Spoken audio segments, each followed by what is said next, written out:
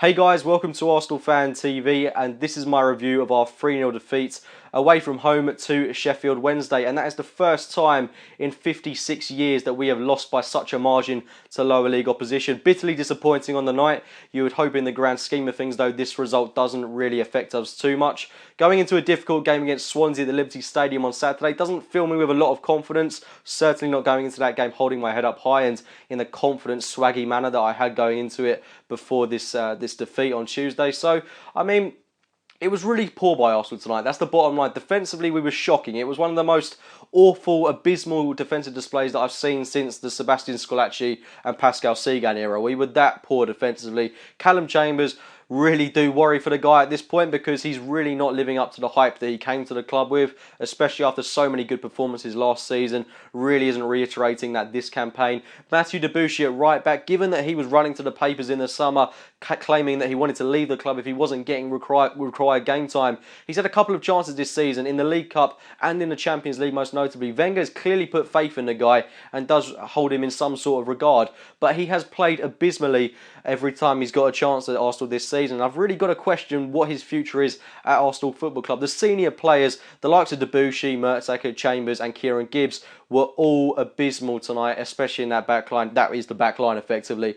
Going forward a little bit more, Glenn Kamara in the midfield, lining up alongside Matthew Flamini. Kamara being the first real player of note who was a bit of a surprise inclusion. I thought he was decent. Certainly looks like a player for the future. Only 19 years old. Certainly in years to come, I think he's got a lot to offer Arsenal Football Club. Did get caught in possession quite a lot, but he made some really good recovering tackles, and it's hard to judge him on a game like this where the whole team performed so poorly as a unit. Alongside Flamini, those two really didn't help each other out. They looked like people that had only met a couple of hours before the game. They just looked lost alongside each other. Flamini really didn't help him out though. Went forward way too many times, and it just shows that we really do need someone a bit more solid to occupy that defensive midfield role in games like this one. So that was disappointing on that front. Going a little bit more forward, Joel Campbell on the right hand side, Alex Oxlade-Chamberlain through the middle, Iwobi on the left and Giroud up top. Giroud was getting absolutely no service throughout the course of this match, but Iwobi, a player that I really wanted to see start this game. I thought he did some good things throughout the course of the match, but again, like Kamara, really hard to judge him in a game like this where everyone played so poorly. Really did look like one of our stars. It's a player that I still think is worth all the hype that surrounds him. Does look like a very exciting player and does echo someone like Alex Oxlade-Chamberlain in a way, who unfortunately Chamberlain himself went off after just about 5 minutes throughout this match. On the right hand side, Joel Campbell. His future is so up in the air at the moment with regards to his future at Arsenal Football Club, and if I'm being honest with you, I don't think he's got a future at the club, and I'll say that with the greatest respect, to be honest. I think a club like Olympiacos is his level. Like I say, with respect to him, he's a player that has a lot to offer a team like that, but at the moment I don't think he's at the level required to play for Arsenal Football Club. Tracking back, does some amazing defensive work, really does put a shift in on that front, defends really well, gets back really well, he knows where to be, but going forward just looks clumsy. His ball control is appalling, can't really put a good cross in, and looks lost when connecting with those players up top. I don't think there's a good enough understanding between him and the players around him. So Campbell, it was a decent performance from him, but not one that I would hold in too much of a high regard. I'm not too sure how much he's got to offer Arsenal Football Club, but with Chamberlain and Walcott off injured, maybe he can prove me wrong. He could potentially do that if he gets a start in the game against Swansea. I really do hope he performs in that game if he is to play, but it's a big call that Wenger's got to make on that front. So getting into the game itself, Chamberlain picked up a knock about 5 minutes into the game, which seemed to be a hamstring injury or just a tightness in that area of his leg, and I hope he's not going to be out for too long, because with Ramsey out, this is an opportunity that Chamberlain has to be taking. I do worry that if he continues with these persistent little niggles in his game, then he's not going to fulfil the potential that we all know he's got underlying in his ability. So I do hope he's a player that won't be out for too long. And similarly with Theo Walker, who came on as his substitute, he looks bright when he came on, but again a player that's injured, and the amateur way that he got this injury by not having a warm-up. I mean, I know that players shouldn't necessarily have to be warming up in the first 5 minutes of the game, but to at least not give him a little run out in the sidelines in the build-up to Chamberlain coming off is very amateur, very disappointing and very unprofessional. That's the bottom line of that one really, and Walcott has suffered the consequences of that. So poor management on that behalf, and I believe it was Beneka who came on in place of him. I'm not sure if I've said his name right. Don't know a lot about the guy. He looked very small, very young. Looks like he has to certainly build on his physique, but he didn't really have a lot to offer the game. Looks completely out of place at times. Really did fail to fit in with the other players.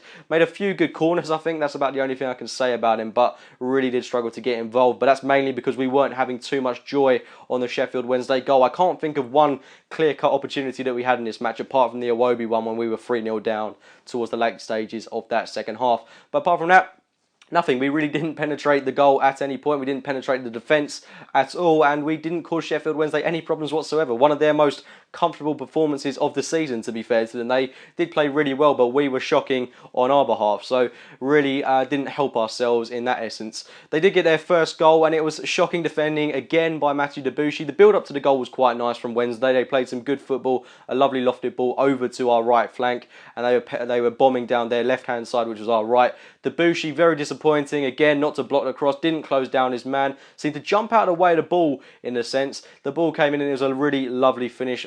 Czech didn't really have much of a chance there. It was a really great goal by Wednesday to put them 1-0 to the good, and then shortly after that they made it 2-0 through Joa, I think that's his name, and again it was awful defending. Chambers and Mertzak are nowhere to be seen. Joa just jumps into the air, and it's a great header past Petr Cech, again, something that he couldn't really do much about, and 2-0 at that point. The game is effectively over at that point. I really didn't see us coming back because we just looked abysmal. Unlike the game against Reading where we came back and won 7-5, we had a little bit more going for us in that match, whereas in this we just didn't look interested in it whatsoever. We didn't look like we wanted to go out and win that game. We had no interest or intent to do something in this competition. Wednesday was certainly worthy of all 3 goals that they got in this match, and they capped it off with their final one, which was a lovely weighted set piece into the box, and it was just awfully defended from us yet again. Surprise, surprise. No one picking up the bloke on the edge of the box, which was shocking from Arsenal yet again. It relates back to that no leadership thing that we've got. Mertzak could have been covering the guy, but he wasn't.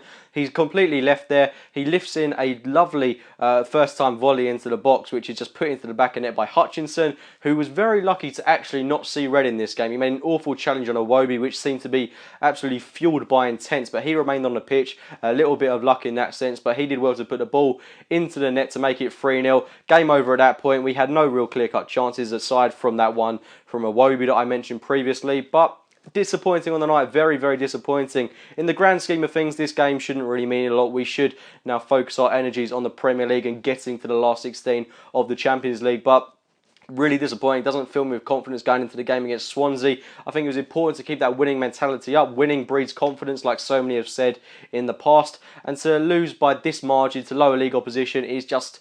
it's ever so slightly, it's slightly humiliating. So on the night, abysmal from Arsenal. To be frank, leave your thoughts on this in the comments box below. I'd love to hear your reaction on this one. Was this a competition that actually meant anything to us, or are you in a way glad that we've exited the Capital One Cup and now can focus our energies on the league? Personally, I think if we had gone all the way in this competition, then it would have given us that extra little boost to go on and win the league, similarly to the way Chelsea did last season. But that's just my take on it. It now gives us an opportunity to rest some players, avoid injury. You would hope, as has evidenced tonight, this competition can tend to pick up knocks to important players. But on the whole, no real positives to take from tonight. Like I say, leave your thoughts in the comments box below. Subscribe to Arsenal Fan TV if you're new. Like the video if you've enjoyed it. And as always, we'll be speaking to you soon. Arsenal Fan TV, Claude, very disappointing tonight. I mean... Can I have this day back, please?